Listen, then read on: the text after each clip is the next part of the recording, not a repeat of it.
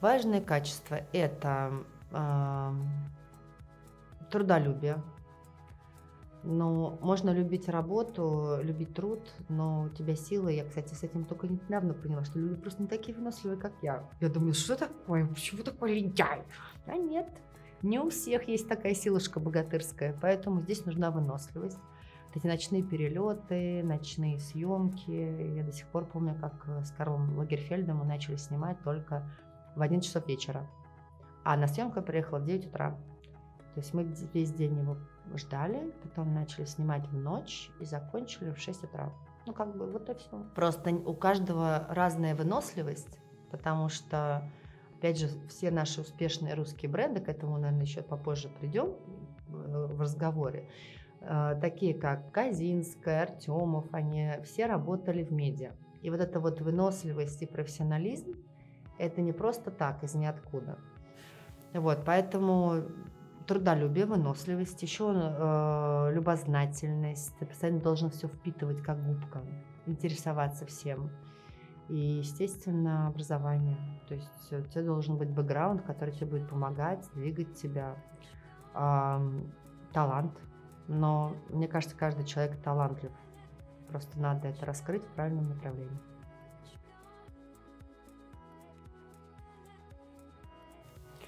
Я по-прежнему считаю, что глянцевые издания имеют авторитетное экспертное мнение. И мы все здесь работаем по не один год, и индустрию мы... То есть здесь в большинстве случаев мы занимаемся не пиаром самих себя, а мы занимаемся индустрией. И если там, Михайловская, Леся или кто-то, да, там из наших коллег, Вера Попова, дает определенную оценку, это действительно ценно, и это действительно экспертное мнение. То есть ты должен любить, что ты делаешь, любить свой финальный продукт и верить в него, но ты четко должен представлять финальную точку, кому это придет и кто заинтересуется этим. Онлайн и принт, они стали совершенно разными. То, что мы, опять же, 20 лет делали в журнале, печатали ковровую красную дорожку, в чем вышли звезды на Каннском фестивале или на Венецианском фестивале, сейчас это просто немыслимо. Мы не можем даже такое, потому что в сию секунду это оказывается в Инстаграме, да, на сайтах, поэтому это ушло абсолютно в онлайн. Журналы стали более как Coffee Table Book, более с уникальным контентом. Ты должен давать людям то, что они не увидят сию секунду, вот открыв сайт или, опять же, соцсети. И это должно быть что-то уникальное, и каждый номер должен быть концептуальным, с идеей.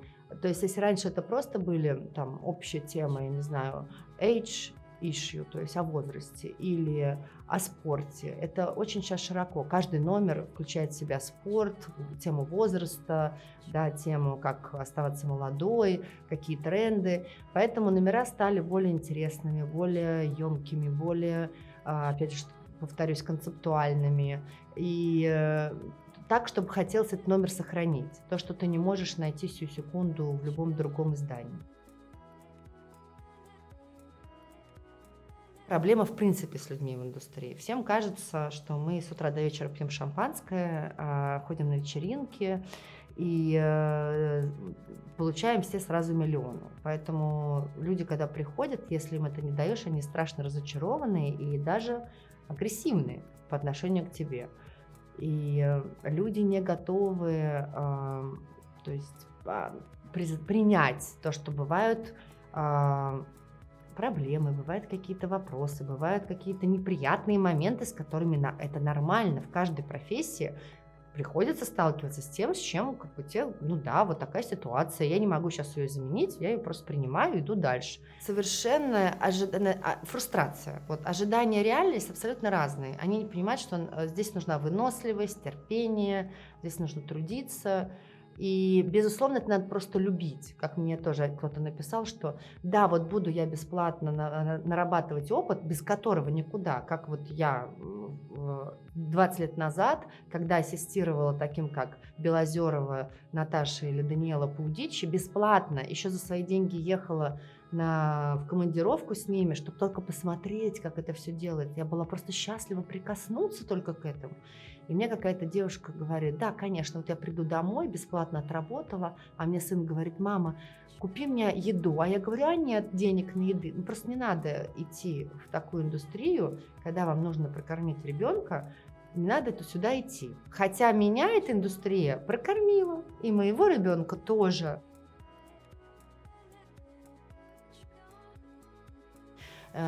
Я считаю, у нас очень хорошее академическое образование, но абсолютно не умеют реализовываться в профессии. То есть ты получаешь отличные фундаментальные знания: родился, женился, создал, кто там кого зарубил топором, мы все это знаем прекрасно наизусть. Но потом, вот у меня телевизионное отделение, если ты сам не устроился работать параллельно на практику, ты не получаешь совершенно опыт. Именно опыт, вот когда ты можешь выйти из вуза, и ты пошел и начал работать. Поэтому я говорю, что в нашей стране приходится какое-то время бегать ассистентом бесплатно, чтобы понять, какая динамика и техника в той или иной профессии. У нас не хватает образовательных программ, и если в какой-то области мы просто лучшие, то здесь точно нам не хватает опыта. И по большому счету я училась просто у опытных специалистов, которые приезжали из Лондона работать, передавали свой опыт другим стилистам.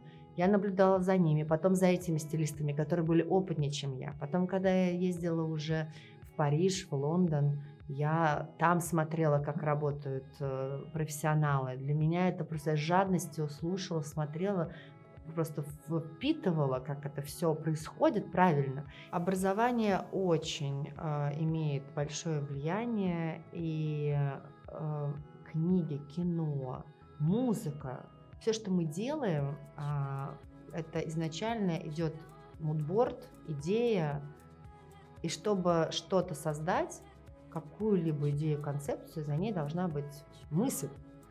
И ты должен знать хорошо искусство, хорошо историю моды, историю кино, картины.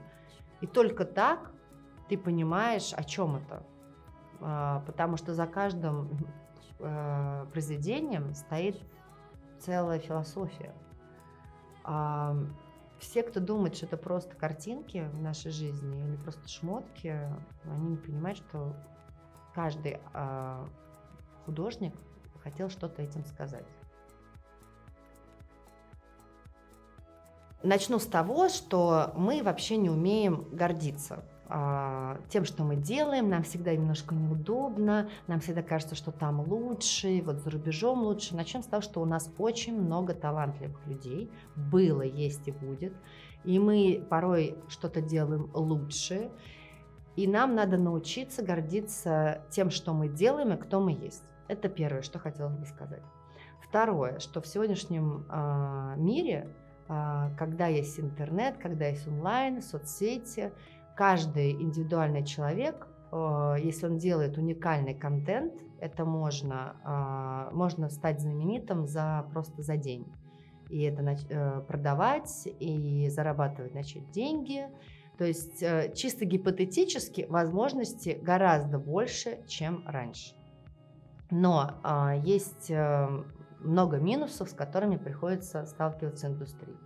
Государство не верит, что в моде есть потенциал, да, и в это не вкладывается. Если в это вкладывается, то это очень стихийно, непоследовательно. То есть раз собрали круглый стол, что-то сделали, бюджет выделили разово, и потом бах, это все, обо всем этом забыли, все пропало.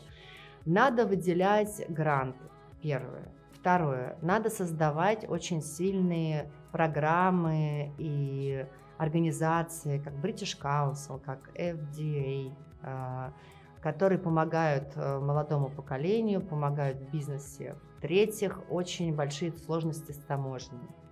И, как я поняла, это целый квест. То есть ты вроде все делаешь по правилам, но в итоге ты постоянно сталкиваешься с новыми проблемами. Это, знаете, как вот в моей молодости была игра электронная «Ну, погоди», где волк яйца ловил. И ты вроде вот первый прошел уровень, второй, третий, ты уже на 56-м яйца валятся, ты не понимаешь. То есть ты находишь каждый раз, как это решить, но потом опять сталкиваешься с новым каким-то препятствием. А, И, конечно же, налоги, конечно же, там кредиты у нас высокие ставки. То есть маленькому бизнесу выжить очень тяжело. И чаще всего, безусловно, правильно, чтобы каждый занимался своим делом. Дизайнер создавал коллекции, чтобы у дизайнера был маркетолог, чтобы у дизайнера были люди, которые логисты, которые ему все. Но когда ты еле сводишь концы с концами, у тебя нет даже возможности этих людей взять. Я очень люблю на показах носить русских дизайнеров. Огромное внимание, очень много вопросов, что, какой бренд люди записывают, байеры, блогеры. Мне очень приятно. Я каждый раз с гордостью такое рассказываю, еще открываю их Инстаграм, говорю, сфотографируйте. И вот я снимала Рози Хаттингтон, она просто была в восторге от дубленки пилота Терехов. Всегда на съемках очень много вопросов, и именно обращают внимание на луки, которые делали русские дизайнеры. Поэтому я очень за своих рада и ими горжусь. Мне кажется, что у Москвы есть перспектива, более того, она была на мировом рынке, но мы ее чуть-чуть упустили. Все-таки была волна, когда появился Гоша Рубчинский, когда как раз Вика Газинская, Мирослава Дума, Ульяна. Это был такой бум. То есть сначала была Газинская, Ульяна, потом Гоша. Это все, это было с такой... Я, например, очень гордилась, они молодцы, и все, что они сейчас делают. И у нас новые появляются, просто это все волнами. Мы сейчас немножечко как бы чуть-чуть затихли, но, надеюсь, будет какой-то новый рывок.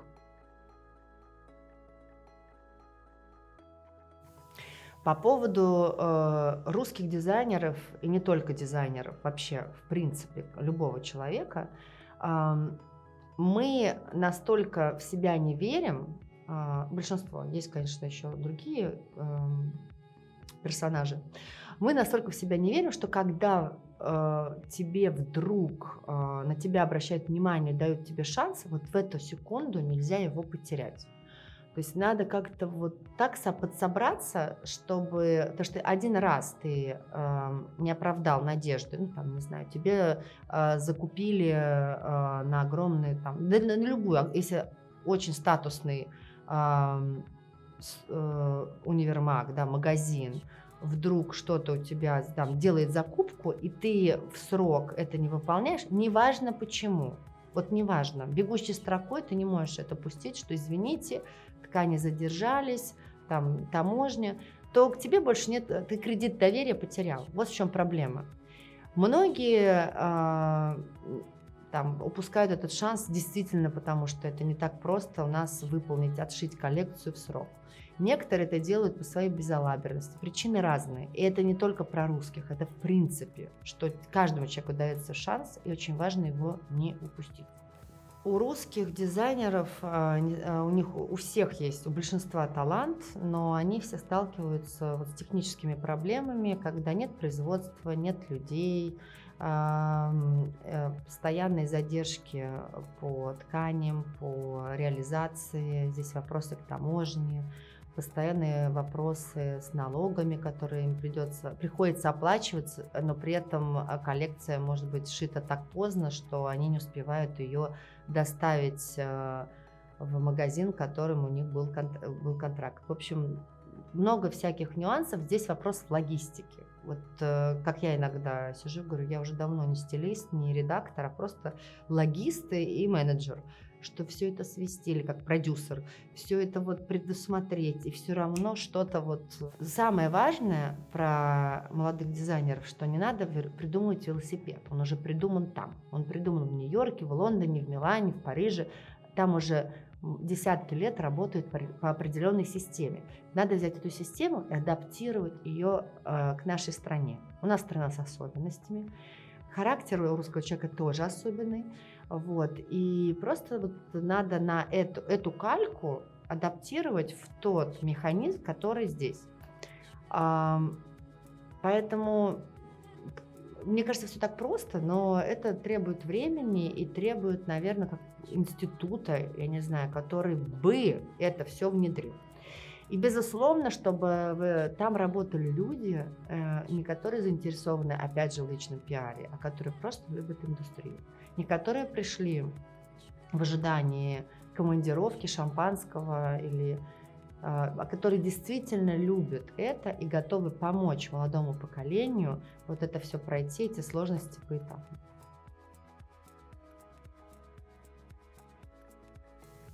Насколько я вижу, большие проекты, да, такие как ЦУМ, Айзель, Бабочка, и это только начало, их гораздо больше, ДЛТ, и в регионах тоже прекрасные магазины, они очень охотно закупают русских дизайнеров. Кто-то берет на реализацию, кто-то по закупке, но это очень радостно. И, безусловно, это сильно помогает развитию, потому что когда ты висишь, твоя одежда висит в ЦУМе, и на тебя больше уже обращают внимание зарубежные байеры. Вот. Это же все вот так по кирпичику. Сначала ты тут засветился, тут, и потихонечку. То есть здесь, конечно, нужно терпение. Терпение и очень много своей энергии, чтобы выдержать вот эти все маленькие перебежечки. Вот. И наш ритейл, да, он очень сильно поддерживает. И я прям тоже... И мы его поддерживаем. То есть я всегда говорю, юбилей или запуск коллекции, давайте напишем. То есть у нас нет такого, дайте рекламу, если вы не дадите, мы вообще на вас не обратим внимания. Мы прекрасно понимаем, что у русских дизайнеров нет возможности финансовой оплачивать рекламу. И насколько это возможно, мы поддерживаем всех. И даже в пандемию, вот я придумала эту историю, что сделать онлайн Fashion Week, и мы их новые коллекции через Инстаграм, Инстаграм презентовали. То есть каждый записал свое видео, рассказывал про коллекцию, и мне очень понравилось, это действительно получилось классно. Ну, в Москве каждый раз случается попытка создать идеальную, вообще идеального нет ничего, но профессиональную неделю моды, назовем ее так. И каждый раз в итоге это сходит на нет. То есть, опять же, то, что я уже сказала, есть вспышка, есть идеи, и потом это все раз-раз как-то забыли и непоследовательно. Ничего придумывать не надо, надо опять же копируем и делаем у себя, так как это делается в Париже, в Милане, где все удобно, прекрасно, и как-то это все больше в поддержку, то есть больше дизайнер через неделю моды старается продвинуть свой бренд, а у нас на дизайнерах пытаются заработать. И я считаю, что это неправильно, потому что они только начинают, и надо, наоборот, давать им толчок вперед. Вот. Но это профессиональный бизнес, это не развлечение. Просто кто-то относится к этому, как, опять же, пошли, давайте пойдем потусуемся, но это и все это исходит на нет. И надо брать полностью схему оттуда и реализовывать ее здесь. И так не так, что это как номер, он же выходит каждый месяц. Вот и надо так, чтобы неделя моды, как коллекции, она не может выйти один сезон, а другой сезон не выйти, потому что вот что-то я заскучала. Это должно быть регулярно на профессиональной основе. Что когда ты на неделе моды, ты постоянно вдохновляешься, ты что-то видишь, что такое, может быть, незначительное, что потом через сезон станет главным трендом. И сейчас, когда мы не путешествуем, еще встречаться с людьми, опять же, ты общаешься постоянно с новыми И у тебя обмен идет не только энергией, обмен идеями. Тебя может человек один вдохновить на такую красоту, которая тебя будет помогать на создание чего-то просто гениального.